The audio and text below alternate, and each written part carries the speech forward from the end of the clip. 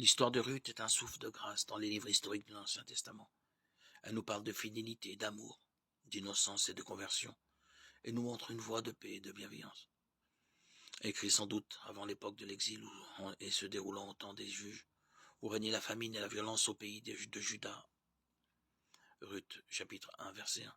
Ce tout petit livre de la tradition juive a une portée universelle qui, à travers une histoire simple et le clair-obscur de l'exil, découvre une leçon d'amour et de tolérance pour notre temps.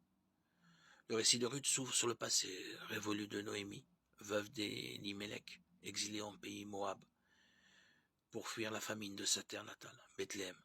Et sur son retour vers cette même terre après la mort de ses deux fils, Noémie invite ses brus à retourner chez leur mère et à trouver un nouveau mari avec sa bénédiction. Ruth 1, 8, 9.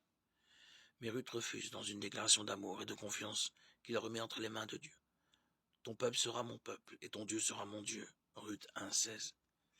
Et accompagne Noémie à Bethléem au début de la moisson des orges. S'ensuit l'édifiant récit de son dévouement à sa belle-mère lorsqu'elle s'engage à glaner les épis laissés par les moissonneurs dans le champ de Bouze, riche propriétaire et parent d'Elimelech.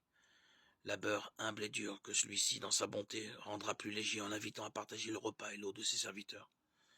Dans ce monde où se répondent la justice et la bienveillance, un destin paisible se dessine.